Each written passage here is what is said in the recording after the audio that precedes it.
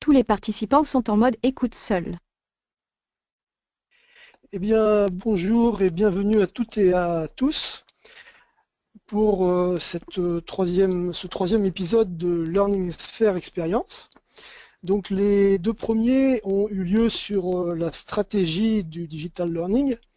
Et aujourd'hui, avec Jean van der Spelden, on va parler de la logique de lieu pour former à des dynamiques espace-temps, pour se former. Les deux premières webconférences qui avaient eu lieu, les deux jeudis précédents, étaient d'abord sur l'externalisation ou l'internalisation du process de digital learning avec Béatrice Lullier. Puis c'était Jacques Rodet qui nous a parlé des méthodes agiles et de la formation action. Et aujourd'hui donc, ça va être l'aspect justement de la logique de lieu pour former aux espaces temps pour se former. Donc, le cycle a commencé le 24 septembre et se termine le 12 novembre 2016. On va commencer par avoir une vérification technique, vérifier si tout le monde entend bien. Et on vous propose de commencer à utiliser les questions. Il y a un petit module questions sur la droite pour vérifier que tout le monde peut l'utiliser pour poser des questions. Donc je vous propose, pour commencer, de mettre la ville dans laquelle où vous vous situez actuellement. Comme ça nous permettra de vérifier que tout le monde peut bien se connecter. Donc je vois Caen, je vois Nantes, je vois Annecy, Besançon, Leuven en Belgique, Paris, bien, Dijon, Saint-Brieuc. Alors nous sommes actuellement 38 participants sur cette webconférence, 39 avec une personne qui vient d'arriver, et il y avait 101 personnes qui se sont inscrites. Donc apparemment la vérification technique fonctionne bien. Est-ce que donc vous devez entendre correctement? Je pense que c'est pas la peine de poser la question puisque vous avez répondu à votre lieu. Alors ensuite, donc c'est le module questions qu'on vient de voir passer. Jean, hein, tu es allé un petit peu vite, mais il y avait un module, voilà, c'est à la place de chatter, là vous pouvez lire questions. C'est bien là que vous avez trouvé où contacter les animateurs. Très bien. Alors, on présente rapidement Learning Sphere pour les personnes qui ne connaissent pas. Donc Learning Sphere, c'est une association qui est composée d'une vingtaine de personnes qui sont tous des indépendants et des indépendantes. Et donc c'est une garantie hein, pour les personnes avec qui nous travaillons de justement être complètement indépendant des éditeurs ou des sociétés qui produisent des outils pour le e-learning. Ce qui fait que nous cherchons toujours à vous proposer les solutions les plus faciles et les meilleures pour vous. Et en même temps, il y a une complémentarité entre nous qui est très importante, c'est-à-dire que chacun a des expériences spécifiques, puisque la Learning Sphere est très vaste, et la nécessité de pouvoir s'entraider, de collaborer est indispensable. Donc c'est pour cette raison que chacun nous intervenons sur des spécificités et que nous sommes complémentaires. Voilà. Qu'est-ce qu'on pourrait dire de plus sur Learning Sphere? Actuellement, parmi notre vingtaine de membres, nous sommes trois, donc deux à accompagner Jean aujourd'hui, hein, donc moi-même qui vous accueille tout de suite, Rémi qui sera à la technique et Jean qui est le principal animateur aujourd'hui de cette session. Donc on a 30 minutes au total, hein, on termine jusqu'à maintenant, on a réussi à tenir le timing. On termine à 14 heures, ce qui fait qu'on a 30 minutes où on va suivre l'intervention de Jean. Et n'hésitez pas à poser vos questions là où vous avez trouvé pour poser des questions. Et on garde 20 minutes sur la fin pour poser les questions oralement à Jean, celles qui n'auraient pas eu de réponse dans le chat. Voilà. Donc là, il est 13h05. Hein, et donc, on va laisser la parole à Jean. Donc, nous allons désactiver nos webcams pour laisser la place à Jean. et on se retrouve un peu plus tard. Voilà, je vous remercie. À toi, Jean, à toi la parole. Merci Benoît, merci Rémi. Donc j'ai le plaisir d'animer cette troisième webconférence de l'Arningsphere avec l'appui de Benoît et de Rémi que je remercie vivement. Pour me présenter très rapidement, j'ai 4 mots-clés en tant que consultant indépendant, apprenance, FOAD, numérique et territoire. Donc, je suis membre de LearningSphere et je suis membre du FFOD et je salue au passage, parmi les 43 personnes qui sont connectées, les collègues que je connais et avec qui j'ai le plaisir d'interagir. Pour me présenter, c'est relativement simple. Je vais vous donner mon site professionnel qui s'appelle iapprendre.fr et le i-apprendre n'est pas une faute d'orthographe, c'est bien le i de Internet. Apprendre avec Internet, dans la LearningSphere, on apprend aussi avec Internet. Voilà, donc je suis l'un des 20 membres de LearningSphere qui allons animer cette learning experience entre septembre et novembre avec différentes web conférences. Commençons donc avec en fait passer d'une logique de lieu vers des dynamiques d'espace-temps.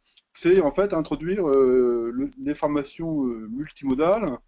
Formation multimodale qu'on peut appeler des formations ouvertes et à distance. Formation multimodale, ça parle peut-être plus à des politiques avec l'énergie multimodale, les transports multimodaux. Et donc la formation multimodale, c'est l'idée qu'il y a plusieurs modalités pour se former, et donc plusieurs modalités pour apprendre. Et que la réforme de mars 2014 qui nous impacte tous va permettre cette transition où avant il y avait une seule modalité, c'était des formations unimodales dans un lieu, un stage, et qu'aujourd'hui on a différentes possibilités. Donc ce que je vais essayer de faire dans les 30 minutes, peut-être 35 ou 40 minutes, effectivement Benoît, c'est toi qui seras le gardien du temps pour faire remonter les réactions et les questions par rapport à ces problématiques. Je vais essayer de répondre aux 3 questions suivantes. Dans quelle direction les actions de formation vont-elles évoluer? Elles vont évoluer vers plus de souplesse, plus d'individuation, etc. Comment le numérique catalyse ces évolutions? Pour avoir plus de souplesse et plus d'ouverture, nous allons, les apprenants et nous-mêmes, mobiliser de plus en plus les outils et les ressources numériques.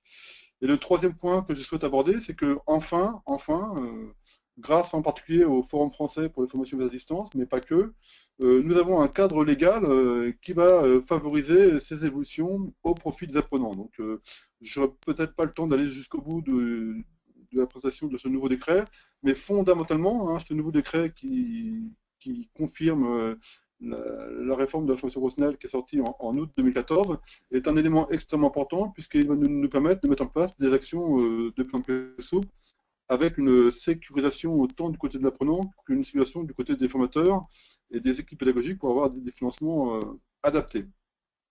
Voilà les 3 questions que je me propose d'aborder. Alors, je vais être un petit peu rapide, je prie de m'en excuser, mais effectivement, on aura un petit temps de discussion à la fin, et puis on pourra reprendre contact ensemble. Dans quelle direction les actions de formation vont-elles évoluer? Le numérique nous propose 3 bascules. Avant, on était dans un monde de rareté, on passe dans un monde d'abondance. Le numérique permet tout à chacun d'accéder à des informations qui avant n'étaient pas accessibles. Et ces informations, ça peut être aussi de la connaissance, ça peut être aussi du savoir. Donc très concrètement, l'école, l'université, mais aussi les organismes de formation n'ont plus le monopole de l'accès à l'information et à la connaissance, et que ça donne du coup beaucoup de liberté et d'initiative à l'apprenant. Du coup, ça change l'organisation de notre société, qui était avant, l'information était rare, donc le pouvoir était vertical. Et aujourd'hui, on a de plus en plus d'horizontalité, que nous, on va traduire très concrètement et très rapidement par cette notion de communauté d'apprenants. C'est-à-dire que les interactions ne sont plus forcément verticales, mais on a de plus en plus d'interactions horizontales entre les apprenants. Et donc, on a de la pédagogie, entre les pairs, qui se développe extrêmement fortement. Et du coup, pour reprendre les propos de Michel Serres, on a un nouveau concept qui apparaît. Notre société était organisée sur la distance kilométrique. Et là, ce qu'on vit grâce à GoToWebinar, grâce à LearningSphere, c'est une forme de proximité numérique, puisque vous avez banalisé dans votre temps de 13h à 14h une webconférence de LearningSphere, et donc du coup, on est relativement proche. Vous me voyez, vous m'entendez, et on va pouvoir interagir dans une nouvelle forme de confort avec un outil qui est performant et stable, et qui du coup nous ouvre 3 conséquences. on n'est plus obligé d'aller dans un lieu pour apprendre. On peut aussi apprendre et interagir dans des logiques d'espace-temps. C'est ce que nous sommes en train de faire avec cette webconférence. Et du coup, on change nos habitudes et on a des nouveaux comportements. Et les apprenants ne nous ont pas attendus pour avoir des nouveaux comportements et de nouvelles manières d'apprendre. Et que globalement, dans cette logique de bascule du lieu à l'espace-temps, c'est nous, équipe pédagogique, qui allons de plus en plus nous adapter aux demandes et aux besoins des apprenants, qui eux ont déjà, pour certains, des pratiques bien avancées. La chance que nous avons aujourd'hui dans ce contexte-là, c'est que nos députés, nos sénateurs ont mis en place un nouveau cadre légal avec ce décret de la FOAD qui, de mon point de vue, rentre en cohérence extrêmement forte avec les évolutions de notre société. Voilà, et évolution de la société hein, que je pourrais illustrer par cette diapositive. Hein, de la numérisation, hein, de la dématérialisation, hein, les choses vont très vite, et que aussi l'impact est culturel, hein, puisque avant pour apprendre le référent c'était le livre, et aujourd'hui pour apprendre le référent bien sûr c'est toujours le livre, mais c'est aussi le livre et de plus en plus l'écran. On assiste grosso modo à une logique d'envahissement de l'écran, y compris dans notre champ de la formation des adultes, pour les meilleurs et pour le meilleur. On va essayer de rester optimiste, hein, même si des fois on voit bien que l'écran perturbe et que l'écran peut être un espace pas forcément positif. Mais en tout cas, le fait que chaque apprenant dispose d'un écran de ce style-là nous oblige, nous, à repenser notre ingénierie pédagogique. Et donc, pour aller au cœur de ce que je veux dire, hein, c'est que on passe du tableau à la tablette, hein, qui est un petit clin d'œil, mais ce passage du tableau à la tablette, le tableau, lui, est accroché au mur. Et comme il est accroché au mur, pour profiter de ce qui est écrit sur le tableau, hein, et je tiens à rendre hommage à mes instituteurs, à mes professeurs de collège et de lycée et d'université hein, qui m'ont permis d'apprendre. Mais c'est moi qui allais à l'école, c'est moi qui allais au collège, c'est moi qui allais à l'université, parce qu'à l'époque, il n'y avait pas d'autre possibilité pour accéder au savoir. C'était une logique de lieu, et donc je faisais de la formation. On me formait, hein, c'est l'institution qui me formait, et moi je m'adaptais à l'offre de formation, et j'étais dans une posture où c'est moi qui recevais le contenu, j'étais instruit en fait. Voilà, et donc ce modèle-là est toujours d'actualité, mais il est en complémentarité avec un autre modèle, qui est le modèle de l'apprenance, où c'est plus moi qui m'adapte à l'offre, mais c'est l'ensemble des partenaires d'un territoire qui vont essayer de trouver la bonne organisation, la bonne méthode, les bonnes ressources pour placer chacun des apprenants sur son territoire dans une logique de lifelong learning, d'apprentissage tout au long de la vie, où on va demander aux adultes, quel que soit leur niveau, quel que soit leur statut, quel que soit leur âge, de saisir toutes les opportunités pour se former tout au long de la vie. Donc, comme le disait Benoît en introduction, on passe d'une logique formée à une logique se former, et donc l'apprenance, c'est une manière de redonner la place et l'initiative aux apprenants. Et cette tablette, hein, qui est transportable, qui est mobile, qui se connecte très facilement, change la donne et on change d'espace, on change de territoire. On passe d'un territoire numérique à un territoire, on passe d'un territoire métrique à un territoire numérique, et passant d'un territoire numérique à un territoire, métrique à un territoire numérique, et ben, ça change totalement la donne. Voilà, voilà le policeman qui est confronté à une situation. On peut faire le parallèle entre le policeman et le formateur. Hein. On a les mêmes métiers. C'est bien rendre service aux personnes, hein, de la relation humaine. Et c'est vrai que à partir du moment où on est sur un monde numérique, on doit changer nos comportements et changer nos éléments. Et donc on doit s'adapter au passage de l'apprenance à un autre élément qui va être un élément plus lié à une nouvelle organisation. Et cette nouvelle organisation, c'est l'apprenance. Et donc, pour cela, si vous êtes d'accord, je vais lancer un sondage en vous posant la question, est-ce que pour vous, alors je vois qu'il y a une petite faute d'orthographe, hein, je vous prie de m'en excuser par avance, je lance le sondage quand même, hein, je prie de m'en excuser, voilà, pour vous, le concept d'apprenance, comment ça se traduit? Voilà, donc les gens sont en train de voter, hein, donc déjà plus de 50%, voilà, on a dépassé. Les 48 participants ont voté. Pratiquement, est-ce que le concept est inconnu, mal connu, connu ou bien connu avec deux N, bien sûr. Tout le monde n'a pas répondu, mais on s'approche des 100%. Et donc, je pense qu'il y a un bouton pour partager le sondage. Je cherche où est le bouton pour partager le sondage. Je me retourne vers Benoît. Je cherche le bouton pour partager le sondage. Je ne le trouve pas. C'est pas très grave. En tout cas, les réponses, c'est 9% ne connaissent pas le concept de provenance, 50% Je c'est mal connu. pense, si tu m'entends, Jean, Oui, je pense qu'il faut d'abord le fermer le sondage pour que tu puisses le partager, tu vois? d'accord, merci. Voilà. Très bien, c'est exact. Merci Benoît. À deux, on est plus fort. Donc voilà, je l'ai fermé. Donc je vous retourne le sondage. Donc il n'y a que 14% de collègues qui connaissent bien le concept d'apprenance, ou bien connu ou connu, mais bon, effectivement, ça reste un territoire à travailler, à défricher pour qu'on puisse basculer d'une logique de lieu à une logique d'espace-temps. On le fera d'autant plus facilement qu'on va partager entre nous les éléments du concept d'apprenance. Et donc, merci pour ces réactions, merci pour ces présentations. Et donc, je relance mon diaporama pour aller un petit peu dans la suite. Voilà, ça c'était le sondage numéro 1. Donc, on est bien en phase. Quand on parle d'apprenance, eh ben, on fait immanquablement référence à Philippe Carré, qui a été, non pas le premier, mais qui a été la personne qui a vulgariser scientifiquement le concept d'apprenance. Et aujourd'hui, il y a plein de collègues universitaires, plein de personnes qui travaillent sur l'ensemble durable. Alors, attendez, j'ai un petit souci, voilà, des dispositions favorables à l'acte d'apprendre. C'est-à-dire qu'aujourd'hui, il y a la formation, demain, il y aura l'apprenance. L'hypothèse que je fais, hein, c'est que le passage de la formation actuelle, qui se traduit essentiellement par des stages, qui est la modalité première pour la formation des adultes en Europe, et ben ces stages vont vivre une ouverture, une diversification, et on va de plus en plus interroger les apprenants, non pas seulement dans un lieu, mais on va aussi interroger les apprenants dans une logique d'espace-temps. Alors, bien évidemment, ce diaporama sera à votre disposition, hein, et donc vous pourrez revenir sur la définition de Wikipédia sur l'apprenance. Il y a plein de vidéos, il y a plein d'articles sur l'apprenance qui me semblent intéressants pour articuler le passage du lieu pour former à des espaces-temps pour se former. Voilà, et l'hypothèse que je fais, c'est que pour passer de la formation à l'apprenance, c'est le développement des formations ouvertes licence. C'est du sérieux, ça ne rigole pas.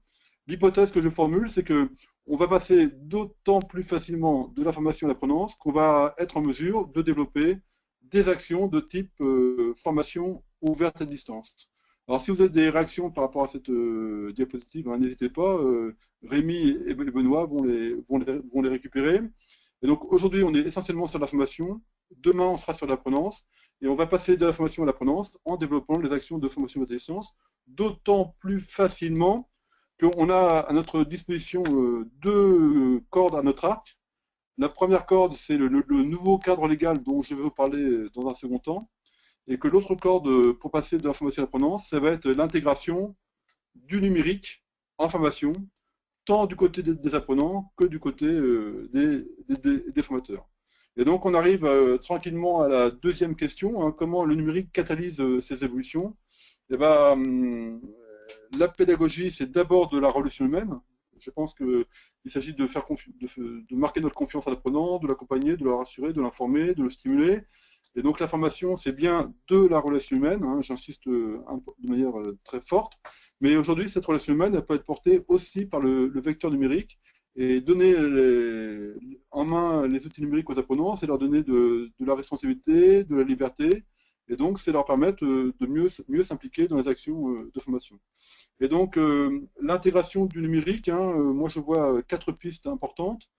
Alors là, je suis un petit peu rapide, mais j'ai créé un tuto sur YouTube, hein, dont vous avez les références qui sont marquées en dessous. Donc si vous voulez en savoir plus, eh ben, vous pourrez aller voir ce tuto qui dure 7 minutes. Et donc, vous aurez l'URL dans le diaporama qui sera partagé. Et donc, l'intégration du numérique, première piste, c'est de considérer que c'est lui-même un objet d'apprentissage.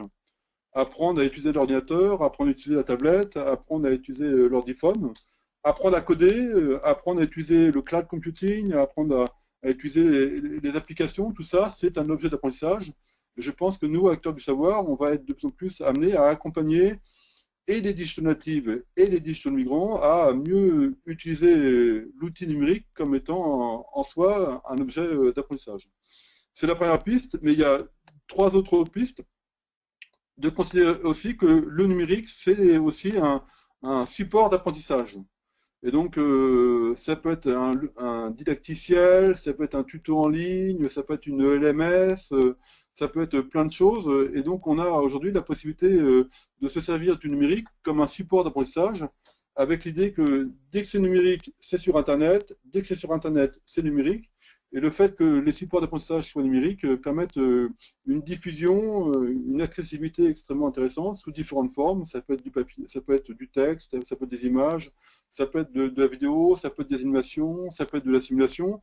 Et là, on a tout un champ extrêmement fort pour interpeller ou en présentiel ou à distance les apprenants avec des supports d'apprentissage numérique. 2 possibilités, hein. Soit le support existe et je le repère sur Internet, soit le support n'existe pas et je vais le créer pour adapter les contenus à mes besoins. En sachant que de mon point de vue, le métier de formateur n'est pas un métier de création de support, c'est plutôt un métier d'intégration des supports. Même si je pense que dans certaines situations, il est intéressant que les équipes pédagogiques aient la compétence pour créer des nouveaux supports pédagogiques.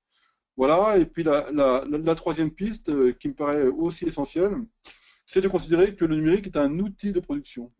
Un outil de production pour les formateurs, mais aussi et surtout un outil de production pour les apprenants. On va se mettre de plus en plus dans des pédagogies actives qui ne sont pas centrées sur du contenu, mais centrées sur de l'activité. Et parmi les activités, hein, je reprends les propos de Marcel Lebrun, produire, c'est une activité extrêmement importante. On peut produire de différentes manières, dont produire avec des outils numériques. Et je pense que les outils numériques, que ce soit les outils Web 2.0 ou plein d'autres, permettent aux apprenants de se lancer et de prendre le risque de la créativité, du partage. Et donc, plus ils vont produire et créer, et mieux ils vont apprendre. Je pense que c'est une piste extrêmement intéressante.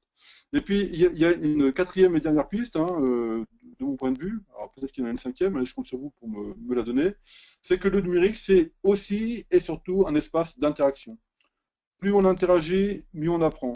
Et qu'il y a des interactions en présentiel, hein, des interactions humaines, mais qu'aujourd'hui on dispose de nouveaux espaces d'interaction. Je pense bien sûr aux réseaux sociaux numériques, je pense aux groupes Facebook, je pense aux communautés Google+, je pense à Twitter, ce qui me permet de vous rappeler que LearningSphere a un hashtag, hein, #LearningSphere, et que peut-être certains de mes collègues, tout pendant que j'anime cette webconférence, tweet avec vous, hein, donc vous pouvez répondre et mettre des éléments dans la question de GoToWebinar, ou bien aller sur Twitter et nous retrouver sur le hashtag LearningSphere pour interagir avec mes collègues de LearningSphere d'une part, mais aussi entre vous, hein, pour que vous puissiez créer aussi une communauté. Espaces d'interaction, ce sont des points qui nous paraissent extrêmement importants. Et donc du coup, on a des outils numériques qui vont nous permettre de basculer du lieu à l'espace-temps. Il est 1h23, il y a 54 personnes d'inscrites. Je tiens à vous remercier de votre patience pour m'écouter sur cette dynamique passage de lieu à espace-temps, avec un repère orthonormé où j'ai comme axe vertical des logiques présentielles ou des logiques distancielles. Donc tout ce qui sera à gauche sera plutôt en présentiel, sera en présence des apprenants, et tout ce qui sera à droite sera plutôt à distance des apprenants. Donc tout ce qui sera à gauche, c'est plutôt la logique de lieu, et puis tout ce qui sera à droite, ce sera plutôt la logique d'espace-temps. Et en fait, nous, nos métiers, hein, qu'on soit formateur, consultant, responsable de centre de ressources ou autre, ça va être de jouer la complémentarité entre la présence et la distance pour faire naître la multimodalité et donc développer les formations à distance. Si l'axe horizontal, c'est la présence et la distance, l'axe vertical, ça va être la synchronicité ou la synchronicité. Alors, des gros mots pour dire quoi? Pour dire que Quand on est synchrone, on est dans le même temps que les apprenants, c'est-à-dire par exemple le téléphone est parfaitement synchrone. Et l'asynchronicité, l'exemple le plus facile de l'asynchronicité, c'est le mail. Je peux envoyer un mail sans avoir besoin d'être sûr que l'apprenant sera là et que c'est l'apprenant qui va gérer son temps pour interagir par le mail en fonction de son degré de liberté. Et donc dans ce repère orthonomé à 4 postures, je vais pouvoir imaginer différentes situations qui au final seront rassemblées dans le concept de formation à distance. Le premier, c'est le stage présentiel. C'est vraiment important de rappeler que le stage présentiel, ça reste la modalité majeure des formations d'adultes en Europe. Je crois qu'il y avait une étude de la Ségos récemment qui disait que plus de 90% des situations de formation et d'apprentissage des adultes, c'était un stage présentiel. Donc le stage présentiel, c'est vraiment important. Mais ce qui est important, c'est que nous, on puisse, grâce au nouveau cadre légal et au nouveau comportement des apprenants, mettre en place d'autres choses que les stages présentiels.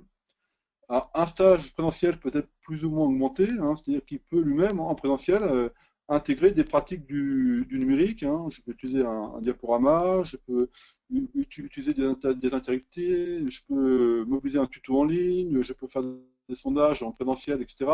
Enfin, augmenter, c'est l'idée que le numérique aussi en présentiel peut être un moyen extrêmement intéressant d'avancer. Ensuite, présentiel asynchrone, c'est la logique des centres de ressources, Learning Center.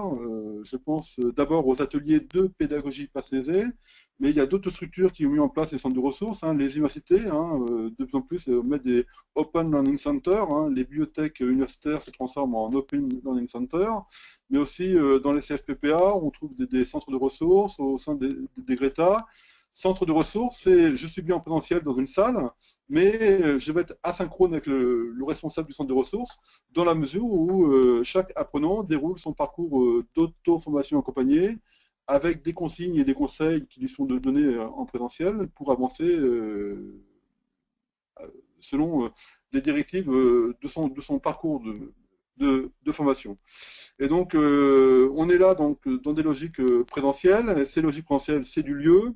Et une logique de lieu, c'est des salles, un emploi du temps, des clés, des personnes. Et donc, cette logique de lieu, c'est la logique dominante.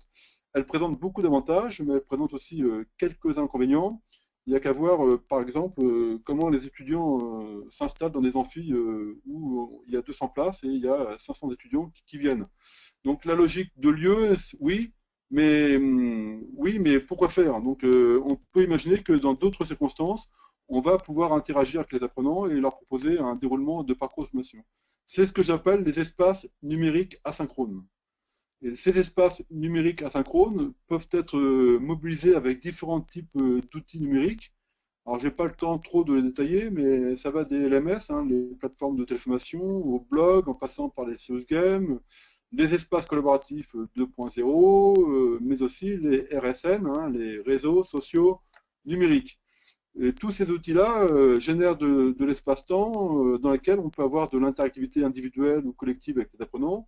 Et si j'ai de l'interactivité avec eux, je vais participer au déroulement de leur parcours en les aidant, en apportant des conseils, en les valorisant, en les conseillant, en les stimulant, sans être forcément dans le même lieu qu'eux, ni dans le même temps. Et aujourd'hui, dans les parcours de formation à distance, on voit de plus en plus l'usage de ces ressources numériques de manière synchrone. Dans les MOOC, par exemple, les Massive Open Online Courses, que nos amis québécois ont traduit par formation en ligne ouverte à tous, il y a de plus en plus d'espaces asynchrones numériques qui sont mobilisés. J'ai personnellement suivi plusieurs MOOC dans lesquels on retrouvait des groupes Facebook ou par exemple des communautés Google+. En tout cas, ces espaces asynchrones numériques vont être de plus en plus présents et de manière complémentaire, on va avoir d'autres outils, dont les outils synchrones. Les outils synchrones, c'est distance et synchrone, c'est en même temps. Comme vous aujourd'hui, nous sommes 55 connectés aujourd'hui sur la webconférence en LearningSphere de GoToWebinar. GoToWebinar est un outil de webconférence extrêmement intéressant qui va nous permettre d'imaginer des séquences distantes collectives pour rythmer un parcours de formation, pour faire des points intermédiaires, pour gérer des projets, gérer des progressions. Webconférence, on est plus de 20, mais si on est moins de 20, on passe de la logique de webconférence à la classe virtuelle. Moi, j'utilise Classidovia, hein, qui est un outil québécois extrêmement intéressant, extrêmement performant, extrêmement stable. Il y a d'autres outils que Classidovia, il y a Webpack, il y a 5 ou 6 outils. Voilà, ça ne vient plus en tête, mais il y a plein d'outils classe virtuelle qui sont aujourd'hui extrêmement intéressants. Et puis encore plus simple et encore moins cher, puisque la webconférence et la classe virtuelle sont des outils payants. Donc il faut que je paye un abonnement, une bande passante, etc. Mais j'ai des outils qui sont aussi performants et gratuits, hein, comme par exemple en visiophonie, l'outil de référence, peut-être qu'il va apparaître dans le chat, voilà, peut-être que vous allez donner à Rémi et à Benoît les réponses de l'outil de visiophonie le plus utilisé au monde aujourd'hui, hein, qui permet de se voir, de s'entendre et de partager son écran, c'est une vraie plus-value pédagogique, à savoir l'outil Skype. Il y a Skype, mais il y a aussi Hangout hein, de Google, il y a aussi Apperin. Aujourd'hui, hein, ce qui est nouveau, c'est qu'on dispose d'outils performants et gratuits pour interagir à distance. Alors, entre les espaces asynchrones et les espaces synchrones numériques, j'ai mis entre les deux le wiki. Alors, je n'ai pas trop le temps de détailler, hein, si je veux respecter le timing que Benoît nous a fixé, mais les wikis sont aussi extrêmement intéressants pour interagir avec les apprenants. Si je fais la somme de tout cela, si je fais la somme des stages, des centres de ressources, des espaces asynchrones et des espaces synchrones, eh ben, j'ai les formations multimodales ou les FOAD. FOAD égale formation multimodale égale FOAD. Formation multimodale, c'est plus pour parler à des gens qui ne connaissent pas la formation. FOAD, c'est un terme qu'on doit cultiver, qu'on doit valoriser, qu'on doit éclairer. Pourquoi? Parce que c'est le thème retenu par le législateur. On a un décret d'août 2014 sur la FOAD. Et donc, il faut absolument qu'on mette en valeur ce concept de FOAD, même si c'est un concept franco-français. Hein. Si vous allez en Belgique, très beau pays, si vous allez en Suisse, si vous allez au Québec, il ne parle pas de FOAD, il parle de e-formation. Mais e-formation, formation multimodale, FOAD, c'est la même chose. Ce sont des formations qui reposent sur l'apport majeur du numérique, tant du côté des apprenants que du côté des appreneurs. Autrement dit, nous sommes dans le monde du digital learning. Et le digital learning, c'est la somme de tous ces éléments-là pour faciliter le déroulement d'un parcours de formation du côté des apprenants, y compris des adultes peu qualifiés, y compris des adultes en situation d'illettrisme, qui eux aussi peuvent, par le digital learning, progresser. Hein. Je voudrais simplement rappeler que 50% des adultes en situation d'illettrisme en France ont un contrat de travail, et que donc, pour les entreprises et pour les OPCA, le digital learning pour les adultes peu qualifiés est un enjeu extrêmement important. Voilà, j'espère que je suis clair. J'arrive tranquillement alors ça, je vais avancer un petit peu vite parce qu'on n'a pas trop le temps. Voilà. On arrive à la troisième question, hein, puisque Benoît me surveille et il a raison. On arrive à la troisième question. Bah, la mise en place de ces formations multimodales est largement catalysée, favorisée par le développement du numérique, mais aussi et surtout par le nouveau cadre légal hein, qui dit que eh ben, en formation vers distance, et je tiens à remercier publiquement le chat de nous donner une affiche aussi claire sur pourquoi le décret de la FOAD. Eh bien, le décret de la FOAD nous permet plein de choses. Il nous permet surtout de ne plus à justifier la présence de personnes distantes, mais de justifier leur assiduité, ce qui est une révolution copernicienne. Adieu la feuille d'émargement de personnes qui ne sont pas dans le même lieu que nous, auprès du financeur, quel que soit le financeur, que ce soit une collectivité, un conseil régional, l'AGFIP, Pôle emploi, un OPCA ou directement une entreprise. Dans un parcours de formation ouverte à distance, sous certaines conditions, on n'aura plus à tracer le temps de l'apprenant, mais on va tracer son activité pour marquer son assiduité. Il s'agit d'une révolution copernicienne pour enfin avoir notre énergie non pas centrée sur une traçabilité des temps qui n'avait pas de sens. L'apprenant apprend quand il veut, il apprend d'où il veut. À partir du moment où on est dans l'espace-temps, on donne une haute liberté à l'apprenant qui va s'associer à une grande responsabilité et à une forte motivation. Et donc pour nous, pour sécuriser le parcours, on va travailler sur les traçabilités des activités de l'apprenant à travers 3 éléments fondamentaux qui sont présentés dans le dans le décret de la FOD et qui nous donne un nouveau cadre légal. Hein. Donc voilà une photo qui illustre ce nouveau cadre légal. À quoi sert un Macintosh? Eh bien, un Macintosh, ça sert aujourd'hui à Open Windows. Voilà, et donc ce nouveau cadre légal, il va nous permettre de construire des nouveaux écosystèmes d'information et de formation inédits. Et donc, on a aujourd'hui une ouverture, une souplesse pour ne plus être contraint par des règles administratives pour faire des parcours FOD, mais par des règles pédagogiques dans l'intérêt de l'apprenant. Alors, en même temps que je dis ça, hein, je suis bien conscient que cette transition ne va pas être aussi facile que cela, parce que culturellement, en France, comme dans beaucoup de pays latins, on est attaché au lieu, au stage, à la feuille d'émargement qui est la preuve ultime que la personne a bien appris en notre présence, et que pour passer de cette logique-là à cette logique d'espace-temps, eh ben, on va devoir convaincre, on va devoir avancer différents éléments, et que ça, c'est pas forcément évident. Mais pour avancer dans cette logique-là, nous avons un décret qui a force de loi, et en France, nous sommes un état de droit, c'est une chance, et donc ce droit, on va pouvoir le partager avec nos partenaires, nos financeurs, nos élus, etc., pour dire qu'on a un nouveau cadre légal qui repose sur deux idées fondamentales. La loi de mars 2014 repose sur l'idée que la formation doit bénéficier à ceux qui en ont plus besoin, c'est-à-dire les adultes peu qualifiés, qu'ils soient salariés ou pas salariés, et que cette réforme est faite pour faciliter la rénovation de l'offre de formation. Et dans la rénovation de l'offre de formation vient très vite les actions de type formation ouverte et distance. Donc le législateur nous pousse à rénover pour prendre en compte les nouveaux comportements des apprenants qui sont de plus en plus connectés. Voilà, Jean, et donc... excuse-moi oui. de t'interrompre, il est 13h36 à mon ordinateur. Donc, est-ce que normalement, on devrait terminer vers 13h40 pour laisser la place aux questions? Oui, c'est parfait. J'en ai quelques-unes, j'en ai pas beaucoup, mais après, peut-être il y en aura d'autres. Donc, est-ce que pour toi, ça va? Est-ce que tu penses être dans les temps? Oui, oui, j'ai presque fini. Hein, donc, En 10 si je reviens un minutes. petit peu en arrière, l'apprenance, c'est un concept extrêmement porteur, mais il faut qu'on le nourrisse, qu'on le partage, etc., avec les collègues pour le faire avancer. Ma deuxième question va porter sur la connaissance, non pas du concept d'apprenance, mais du décret de la FOD qui date d'août 2014. Donc, je lance... voilà, je lance ce deuxième, voilà, en vous demandant de répondre. Est-ce que vous connaissez bien ce décret sur les FOD ou pas? Donc, je vous laisse répondre. Nous sommes maintenant 58 personnes connectées. Vous l'avez bien compris, hein, pour moi, le concept d'apprenance est primordial. Et pour moi, le décret de la FOD 2014 est également primordial. 91% des personnes ont voté, donc on s'approche des 100%.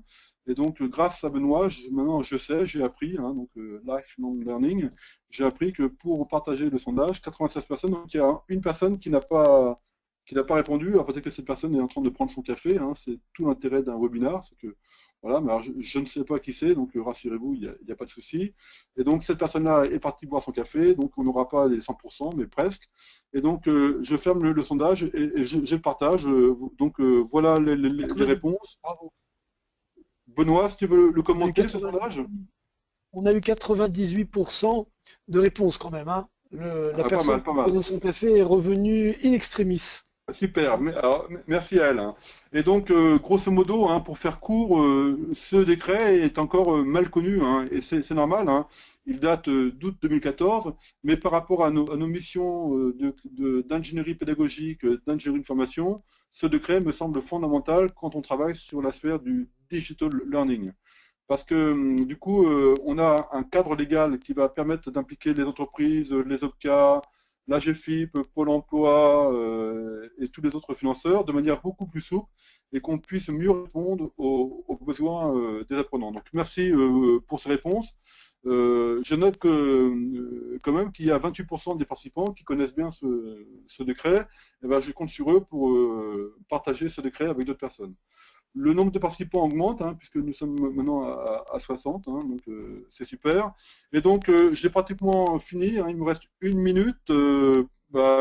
Écoutez, en une minute, Je vais projeter ceci, hein, le chat, toujours le chat, et rien que le chat, pour qu'on soit inventif et qu'on puisse trouver dans le couplage entre apprenance et FOAD des éléments qui nous permettent de mieux répondre aux besoins des apprenants. Voilà, j'ai fini. Donc vous avez non seulement ma photo, mais vous avez mon téléphone et mon email. Et avant de passer la parole à Rémi et à Benoît qui vont me retourner les remarques ou les questions qui ont été portées lors de cette webconférence, je voudrais rappeler que le 15 octobre, c'est Maud et Anne-Charlotte qui prennent le relais sur la thématique e-learning ou transmédia. Et donc, je vous invite à soit être présent ou soit à inviter vos collègues à participer à la prochaine webconférence de Learningsphere. Le jeudi 15 octobre, Benoît et Rémi, il est 13h40 ici à Rio de Janeiro. Je passe la parole. Merci beaucoup, Jean. Alors, je vais commencer par déjà noter que Daniel nous a proposé dans les outils qui permettent de se connecter un peu sous le style d'une webconférence, comme tout le monde connaît Skype. C'est Daniel qui nous a signalé Apirine, qu'il est important de connaître en effet, parce que ça ne demande même pas de s'inscrire, de créer un compte. Et Apirine, ça s'écrit A-2-P-E-A-R.in, mais on le mettra dans le chat. Donc ça, c'est important à savoir. Bon, moi, le seul bémol que je mettrais par rapport à Apirine, c'est que il nécessite d'avoir Chrome ou bien Firefox pour se connecter. Il y a des personnes qui n'arrivent pas à l'utiliser du fait qu'ils sont sur un mobile ou quelque chose qui n'a pas ce navigateur. Donc ça, c'était juste une petite remarque rapide. Ensuite, il y a eu une question qui demande un peu plus de temps. C'est en quoi, donc c'est Stéphane qui demande, en quoi la FOAD va faciliter l'accès à la formation au public qui en ont le plus besoin.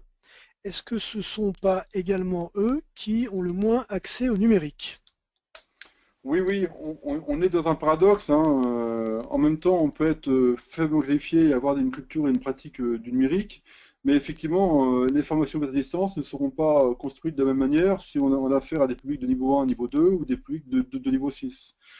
Pour moi, la FOAD, c'est une alternance de séquences, hein. Le terme séquence a été retenu dans le décret de la FOAD, de séquences présentielles et de séquences distancielles, de séquences collectives et de séquences individuelles, de séquences de formation, de séquences d'auto-formation accompagnées. Et donc Stéphane a raison de rappeler que plus les niveaux de qualification sont faibles, et plus cette alternance doit être construite avec expertise, et que très certainement, quand je travaille avec des adultes en situation d'illettrisme, ou des adultes faiblement qualifiés, hein, puisque on peut être aussi maîtriser la lecture, l'écriture et le calcul et être faiblement qualifié, avec comme démarrage du parcours de FOAD essentiellement du présentiel. Mais en même temps, on sait que interpeller des apprenants, y compris des apprenants faiblement qualifiés à distance, va leur permettre de mobiliser des compétences qu'ils n'auraient pas mobilisées forcément en présentiel. Donc effectivement, nécessité d'adapter chaque type de parcours FOAD en fonction des publics retenus. Et pour conclure et de repasser la parole à Benoît, en espérant avoir répondu à Stéphane, je vous renvoie vers la typologie des parcours FOAD de Compétis. Vous tapez Anna Vetter vidéo Compétis et vous aurez un tuto qui dure 4 minutes, qui est extrêmement intéressant parce qu'en 4 minutes, Anna traite de cette question, hein, de la diversité des dispositifs de type formation ouverte et distance. Très bien. Donc il y a Benoît qui nous a indiqué, merci Benoît, un autre Benoît voilà un autre Benoît, hein, très bien, qui nous a indiqué une application pour mobile qui doit fonctionner pour Apirine normalement. Donc je vais demander le lien et normalement il devrait nous l'envoyer. Autre question de la part de Caroline, c'était la question des droits d'auteur, c'est-à-dire c'était un peu plus en amont dans ta présentation, quand tu nous parlais justement des échanges qu'on peut faire avec les contenus de formation et donc les supports qui sont fournis. Quid des droits d'auteur? Alors ça, c'est une grande et vaste question, hein. C'est que plus le numérique va se développer, et plus on sera confronté au fait, soit de créer sa ressource, soit de mobiliser une ressource existante. Moi, je pense qu'effectivement, nos métiers vont consister de plus en plus à mobiliser des ressources existantes, dont les MOOC, hein, par exemple. Les MOOC, pour moi, c'est une ressource qu'on peut inclure dans un parcours de formation. Et je pense au travail que font nos collègues en région Champagne-Ardenne autour des e-espaces métiers qui vont construire des parcours de FAD de manière séquentielle avec des offres d'opérateurs, mais aussi des ressources existantes. Maintenant, la question, c'est est-ce que ces ressources sont utilisables ou pas? Alors donc là, on est confronté à un choc des cultures, hein, entre la culture anglo-saxonne et la culture latine, on n'a pas du tout les mêmes postures. Pour faire court et un peu schématique, hein, les anglo-saxons estiment que tout ce qui est en ligne est partageable. Nous, latins, on dit on met en ligne, mais on veut avoir des conditions pour partager. Euh, alors, il y a différents éléments de réponse par rapport à ça, mais c'est très vite compliqué. Et je pense que Internet est en train de s'auto-réguler, et pour répondre à la question de Caroline, j'aurais tendance à renvoyer sur l'usage des licences Creative Commons, hein, qui sont pour moi un élément de réponse extrêmement intéressant pour que quand je crée une ressource, que je puisse y associer le logo qui correspond à ma volonté pour savoir si cette ressource est partageable et à quelles conditions elle est partageable. Et donc, c'est une réponse qui me semble intéressante, hein, qui repose sur du déclaratif, mais qui est un élément de réponse parmi d'autres. Il y en a d'autres, mais effectivement, Caroline a raison de poser cette question, parce qu'il faut prendre certaines précautions quant à l'usage des ressources à des fins commerciales en particulier. Très bien. Très bien, très bien. Donc Daniel a rebondi, Daniel qui est du CRI Auvergne, hein, du Centre de ressources illettrices, mais qui connaît bien justement l'accès au numérique pour les personnes qu'on appelle de bas niveau, hein, donc les personnes parfois en difficulté avec le numérique.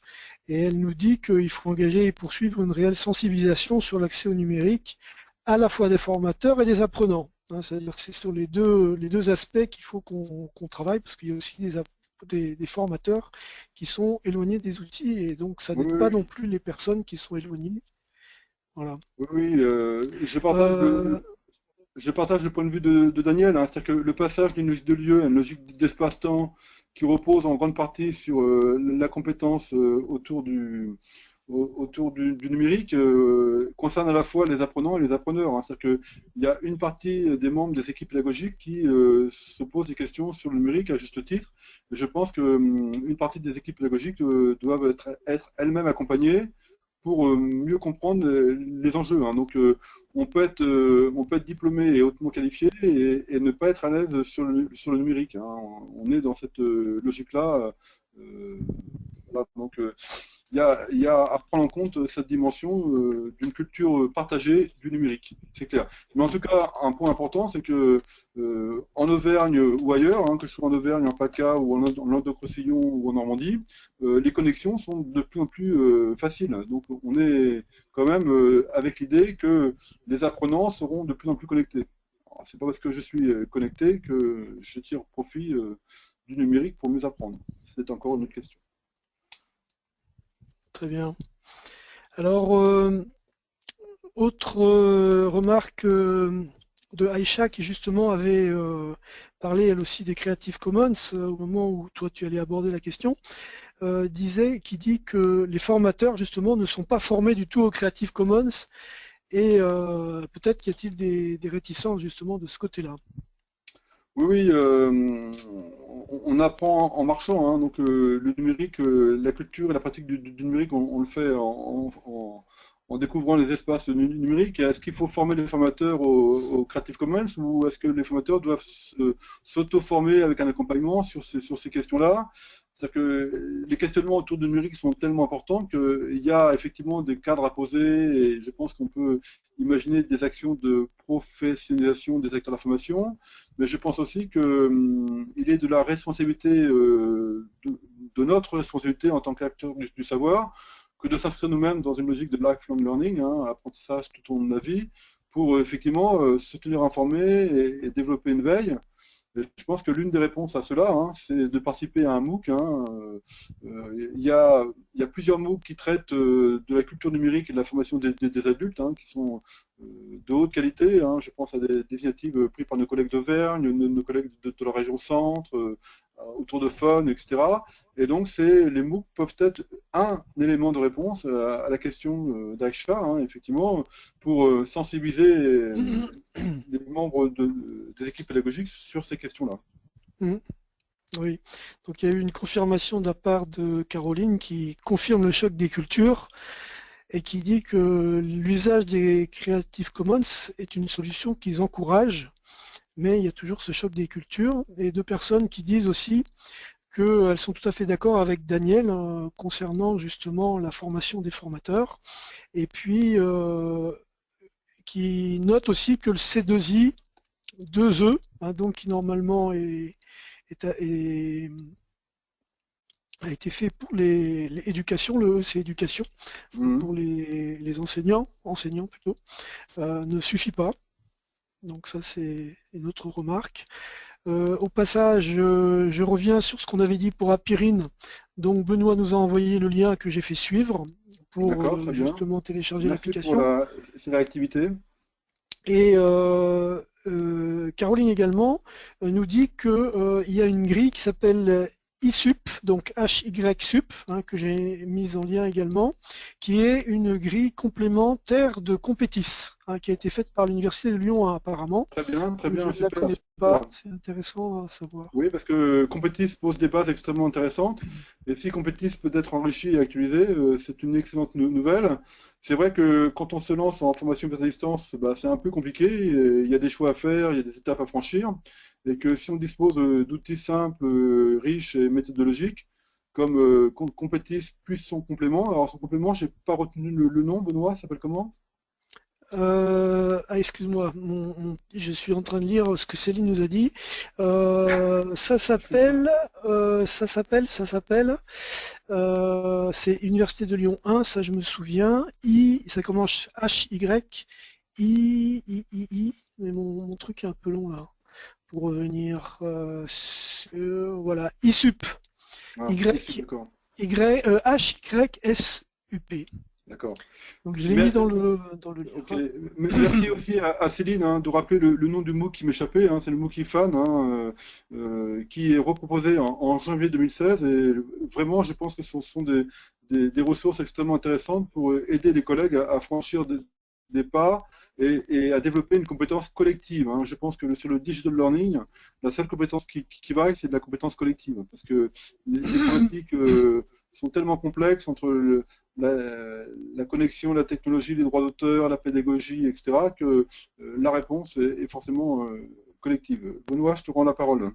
Oui, Aïcha vient de demander quel est le nom du MOOC, et il faut que je le mette en copie justement. Est-ce que tu peux, comment tu le prononçais, Jean? Alors, est-ce que tu peux retaper dans le chat le nom de ces MOOC IFAN, E-F-A-N. Voilà, IFAN comme formation d'adultes, j'imagine. Hein. C'est la DAFO d'Auvergne qui était l'un des partenaires. Si Céline peut compléter dans le chat ces éléments-là. Alors ça, c'est un MOOC parmi d'autres. Hein. Vous tapez annuaire MOOC francophone sur Internet et là, comme par magie, hein, il y a deux collègues qui tiennent à jour deux annuaires des MOOC francophones. Et autour de MOOC, il y a une richesse extrêmement intéressante. Et en particulier une richesse pour aider à la fois les enseignants, mais aussi les formateurs, à rentrer dans ce tourbillon de la learning sphere. D'accord. Et donc avec des repères. Voilà, ici, il nous rappelle qu'il est disponible sur la plateforme Fun, France Université Numérique. Hein. Voilà, très bien. Une question, alors là, je ne pense pas que tu auras le temps d'y répondre de façon complète. Hein. C'est une grande question de Aïcha, c'est comment comptabiliser les temps de formation pour un formateur qui participe à un MOOC? Alors, le décret de la FOAD nous enlève une deuxième épine du pied. Hein. Je n'ai pas eu le temps de parler de toutes les épines du pied. La première, c'est qu'on passe de la présence à l'assiduité. Hein. Donc, première épine du pied extrêmement intéressante. Deuxième épine du pied, c'est que dans un parcours de FOAD, le temps est forfaitaire. Et ça, c'est fondamental. C'est-à-dire que un apprenant qui s'inscrit à un parcours de FOD, c'est un temps forfaitaire de 50 heures. Si l'apprenant est motivé, qu'il a des conditions positives pour des raisons diverses et variées et qu'il fait son parcours en 40 heures, nous, opérateurs, on sera payé 50 heures. Inversement, si pour des raisons personnelles, parce que nous savons tous que les apprenants apprennent différemment selon leur motivation, leur contexte, leurs prérequis, etc., etc., s'il fait en 60 heures, eh ben, l'organisme sera payé 50 heures. Donc pour répondre à la question de... Alors, qui me pose la question, je ne sais plus, mais en tout cas, le temps sera forfaitaire. C'est-à-dire que si le MOOC prévoit 3 heures par semaine et qu'il dure 10 semaines, ben, ça fera 3 fois 10, et 3 fois 10 en belge, ça fait 30.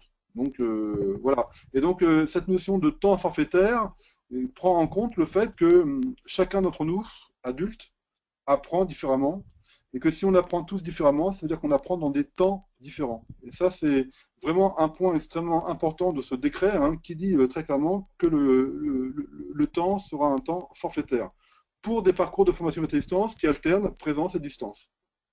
Oui. L'autre point, avant de te repasser la parole, Benoît, c'est que dans le décret, il est dit aussi que la formation peut être tout à distance. Tout à distance. Et il pousse même le bouchon encore plus loin, puisque c'est tout à distance et avec un accompagnement entièrement asynchrone, par exemple. Benoît, il est 13h55 ici à Rio de Janeiro. Ah, chez moi, c'est 56. Ah, très bien, donc, il nous reste une minute de plus. Caroline, notez par rapport à ce que tu viens de dire, d'où l'importance de bien identifier le temps apprenant. Hein. Oui, alors ça c'est effectivement une nouvelle responsabilité des opérateurs de formation, hein. C'est-à-dire que quand on va répondre à des appels d'offres, etc., il va être capital de ne pas se tromper sur le temps, hein, mais ça c'est notre métier, c'est notre expertise. Ne pas sous-estimer le temps de l'apprenant, ne pas le surestimer. Si on le sous-estime, on va être en difficulté pour aller obtenir les objectifs visés. Si on le surestime, ben, on risque de ne pas être retenu aux appels d'offres. Donc effectivement, le temps forfaitaire, c'est bien, à condition qu'effectivement, avec mes collègues, je puisse ajuster au mieux ce temps forfaitaire. Mais ça, c'est de notre responsabilité. Le législateur a estimé que c'était à l'organisme de formation de fixer le temps forfaitaire et pas au financeur. Ok. Très bien. Bah, écoute, Jean, je pense qu'on a répondu à toutes les questions. J'espère qu'on n'a oublié personne. Hein. Bah, écoutez, et je m'en excuse si jamais j'avais oublié une de vos questions importantes. Sachez aussi que cette webconférence apparaîtra sur le site de LearningSphere, enfin l'enregistrement apparaîtra. Et est-ce que Jean, tu nous confirmes que s'il y a des questions, tu compléteras éventuellement les réponses sur le site, comme il est possible de le faire? Oui, grâce à notre présidente Béatrice Hullier, hein, sur le site LearningSphere, il y a à la fois le programme des prochaines webconférences, dont celle de Maud et de Anne-Charlotte, hein, le jeudi 15 octobre, mais il y a aussi l'enregistrement de celle de Béatrice et celle de Jacques, avec des éléments complémentaires. Et par rapport aux questions que vous pourriez me poser, bah, je me ferai un plaisir d'apporter des éléments complémentaires. Il y a eu 68 questions posées à travers le chat, donc je vous en remercie. Hein, nous avons été jusqu'à 62 personnes connectées, donc merci à vous de votre présence distante, si je puis dire, hein, un effet de proximité numérique. Je salue les collègues que je connais, hein, et je salue les collègues que je ne connais pas, et peut-être qu'on aura l'occasion d'interagir ensemble. En tout cas, merci, et puis un merci à Rémi, hein, qui est derrière les manettes, et merci à Benoît pour cette animation, et puis... C'était un plaisir, Jean. Benoît, donc merci à vous. Très bien, bien écoute, je dis merci à tous les participants, hein, qui s'en vont petit à petit, chacun sur leurs occupations. Il y a encore 53 personnes en ligne. Donc merci beaucoup de votre participation et n'hésitez pas à relancer s'il y a d'autres questions sur le site de LearningSphere. Jean a dit qu'il était là pour ça. Merci beaucoup et puis on vous dit donc à la semaine prochaine. Hein, la prochaine webconférence, je peux déjà vous mettre en appétit peut-être, hein, c'est Anne-Charlotte et Maud qui vont nous parler de e-learning ou transmédia. That's the question. Donc pour jeudi prochain. Merci à tous.